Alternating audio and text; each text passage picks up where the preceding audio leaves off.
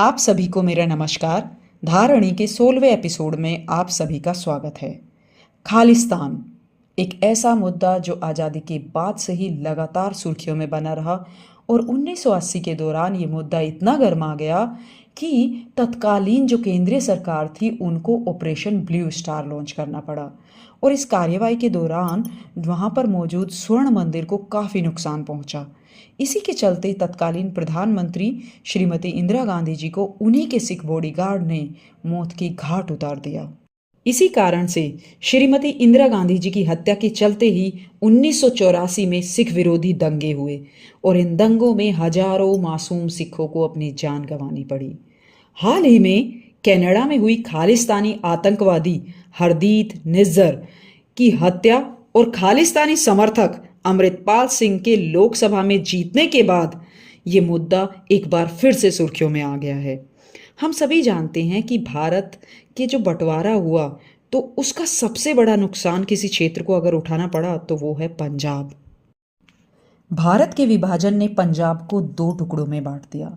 लगभग 2 लाख सिखों को अपनी जान गंवानी पड़ी और कई लोगों का मानना है कि ये तो सिर्फ ऑफिशियल डेटा है। अगर हम अनऑफिशियल डेटा की बात करें तो लगभग 20 लाख सिखों को अपनी जान गंवानी पड़ी। यहीं से शुरू होती है खालिस्तान की डिमांड या खालिस्तान के लिए समर्थन। खालिस्तान के समर्थकों का मानना है कि इंडिया और पाकिस्तान दोनों देशों ने ही सिखों के हितों का ध्यान नहीं रखा और इसीलिए उन्हें इतने बड़े नरसंहार का सामना करना पड़ा। उनके हितों की रक्षा तभी हो सकती है, वो ये मानते हैं कि उनके हितों की रक्षा तभी हो सकती है जब उनका एक अलग देश हो। 1966 में हरियाणा को पंजाब से अलग कर दिया गया और पानी के बंटवारे को लेकर आपसी सहमति नहीं बन पाई और दोनों हरियाणा एंड पंजाब पानी को लेकर अपनी अपनी मांग पर अड़े रहे और इसी दौरान खालिस्तानी गतिविधियों में तेजी देखी गई। खालिस्तानी समर्थकों ने सतलुज यमुना लिंक कैनाल पर काम कर रहे 2 इंजीनियरों की हत्या कर दी और ये कैनाल आज तक पूरा नहीं हो पाया है। खालिस्तानी समर्थक चाहते हैं कि हरियाणा, पंजाब, हिमाचल प्रदेश और पाकिस्तानी पंजाब को लेकर एक नया देश खालिस्तान बनाया जाना चाहिए, तभी सिखों के हितों की रक्षा की जा सकती है। जो पार्टीशन के दौरान हुआ सिखों के साथ और साथ ही साथ जो 1994 के दंगों में उनके साथ हुआ, वो भारत के इतिहास के ऐसे काले पन्ने हैं जो शायद दुनिया को सदियों तक ये याद दिलाते रहेंगे कि जब सियासत मानवता से बड़ी हो जाती है तो वो विनाश का रूप धर लेती है। मैं आज आपके साथ कुछ ऐसी बातें साझा करना चाहती हूँ जो आपको ये समझने में मददगार होंगी या आपकी मदद करेंगी कि क्यों खालिस्तान को एक देश के रूप में स्वीकारा नहीं जा सकता। सबसे पहला कारण है रिलीजियस यानी धर्म। सिख रिलीजन आज के समय में किसी पर्टिकुलर स्टेट या क्षेत्र में सीमित नहीं है। ये एक पैन इंडियन रिलीजन बन चुका है और हम देखते हैं कि सिख समुदाय के लोग देश के कोने कोने में रहते हैं और इसका सबसे बड़ा उदाहरण है गुरु गोबिंद सिंह जी, जिनका जन्म हुआ पटना में लेकिन उन्होंने अपने जीवन का ज़्यादातर समय नांदेड़ में बिताया जो कि महाराष्ट्र में है और ये दोनों ही जगह सिख धर्म के सिख समुदाय के लोगों के लिए काफ़ी पवित्र मानी जाती हैं।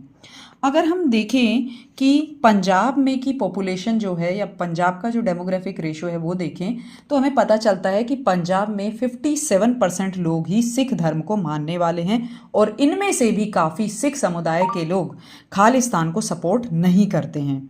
साथ ही साथ हिमाचल प्रदेश और हरियाणा ये ऐसे प्रदेश हैं जिनमें हिंदू आबादी बहुत मेजॉरिटी में है, तो इन राज्यों का भी साथ आना लगभग नामुमकिन ही है।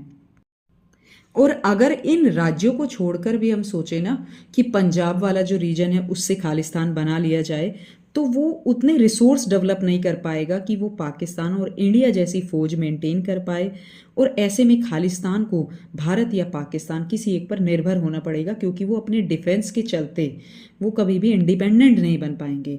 और साथ ही साथ पंजाब का जो लोकेशन है वो दुनिया का सबसे military and politically sensitive area है और अगर एक नया देश बन जाता है तो वो लगातार अपने अस्तित्व को बचाए रखने के लिए आसपास के जो देश हैं उनसे संघर्ष करता रहेगा और उसका अस्तित्व हमेशा खतरे में रहेगा। तो पंजाब को क्या ज़रूरत है फिर? तो पंजाब को ज़रूरत है पॉलिटिकल रेवोल्यूशन की। जहां ऐसे लोग चुने जाएं जो पंजाब का सही मार्गदर्शन करें, पंजाब को एक नई उम्मीद और एक नई राह दिखाएं। जय हिंद, जय भारत। धन्यवाद।